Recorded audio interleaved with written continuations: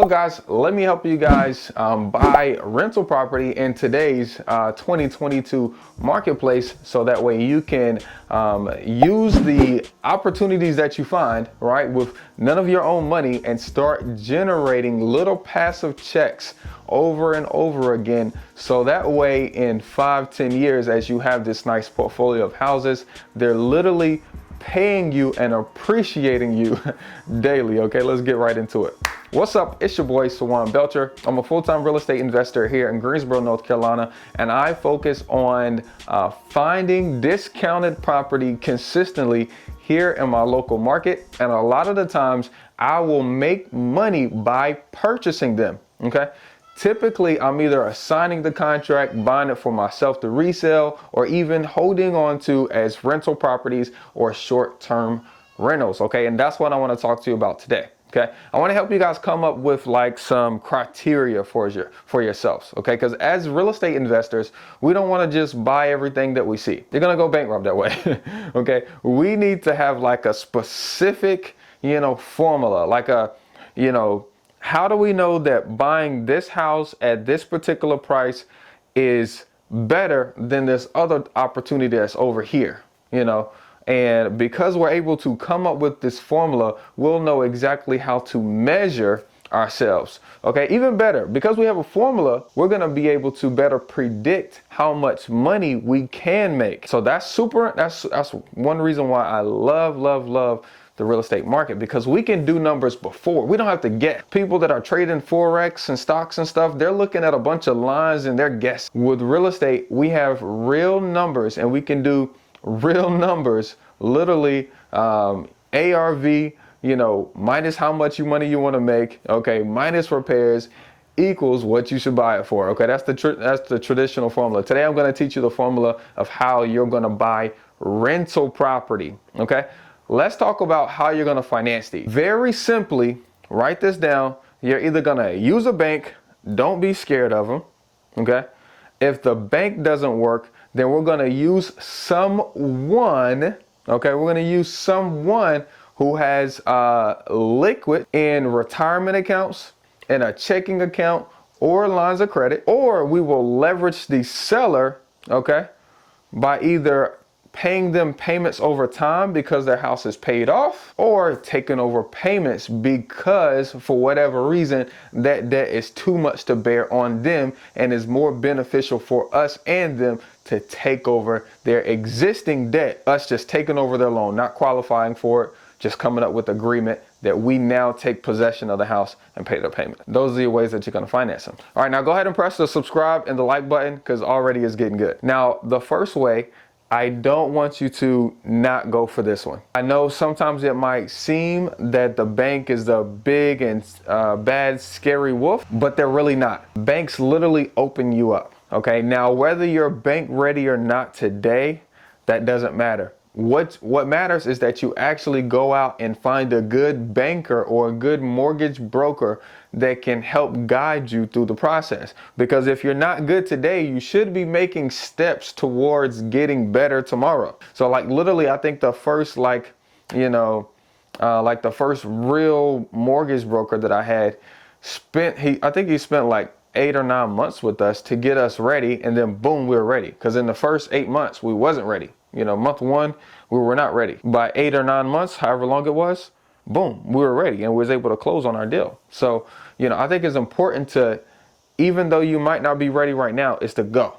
Okay. And when they ask you for the application, give them the application. Give them all the correct information. Okay. And when they tell you the bad stuff and they say, hey, they can't help you, here's where the winners win. You say, how can I?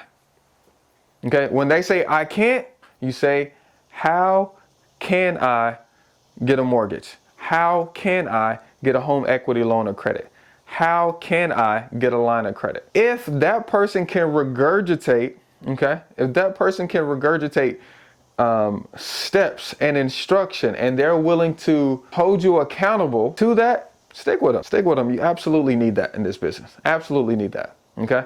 Most of the time, in order to get bank ready, you have to have 2 years worth of taxes. Okay. So whether that's your business or your personal, depends on which one you want to put on the deed. Typically, you need to have some kind of reserves. Okay, now with the market kind of being iffy, most people are wanting 6 to 9 months of reserves when it comes to your mortgage payment. Not necessarily your expenses right now. Some will do your expenses right now, but most people are talking about your mortgage payments. So if you're getting approved for $120,000, okay, and your mortgage is, $850, then they want you to have that 850 times 6. So, essentially you need to have $4,000 in an account.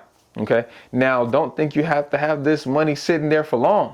Don't think that you have to have it in one particular account. Don't think that somebody can't give you the $4,000 that you need for your reserve. Literally, don't let anything hold you back. That's just typically what they need. Go down there, find out, ask questions, find the right person that can help guide you through getting bank ready so you guys can start using banks. Okay. If the bank does not work right now, that doesn't mean stop. Like I said, you can still get ready, but that doesn't mean stop. The next thing that we can do is one of my favorite sources of financing is actually partnering with other just regular people. Okay. There are so many millionaires. I think I looked at a stat, like, I forget how many, I think it was like 100 people. I think it was like 1,700 people a day become millionaires, and it's just like, if there's so much money out there in the world, I'm literally walking past millions of dollars per day. When I'm driving down the street and I'm passing $60 million developments, I'm passing skyscrapers, I'm passing schools, I'm passing the Google car, doing the maps in the area. I'm passing people who have millions of dollars. How can I partner with them, right? So that I and they can benefit all at the same time. Okay. I do this through raising private capital. Okay. Whether that's for short term or long term. Okay. I'm able to find discounted property, use their money backed by deeds of trust, mortgages. Okay. And I pay them an interest or give them a share of equity so I can make money with no money. Next is seller financing. Okay. Huge one.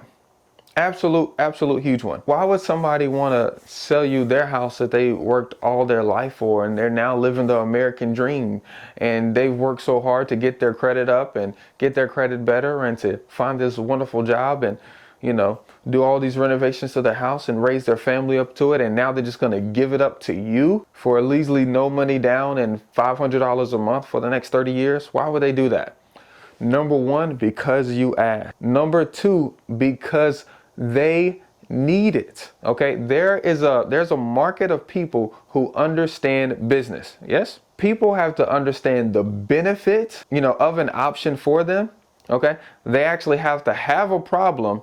Okay.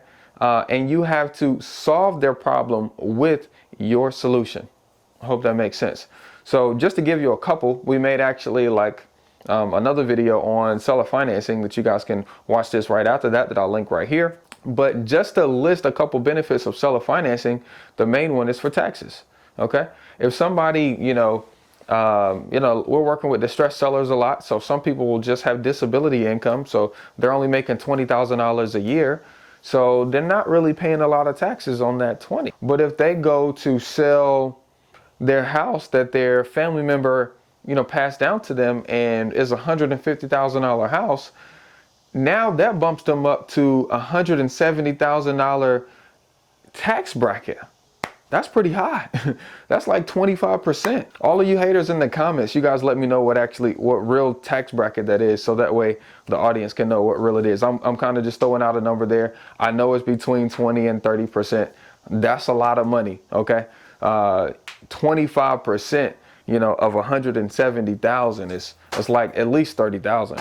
At least. That's a lot of money. That's a lot of money. So if it benefits them not to pay taxes, okay, on that 170,000, and just to take their profits over time and then to collect interest over that, why can't I send them that offer? Why can't I make them that offer so they can make a conscious decision to make the best decision for themselves? Okay, because if you guys remember the video from last week, an assumption of economics that everyone makes is that everyone wants the best for themselves. And that's typically what I tell sellers, who are beginning to get open to seller financing.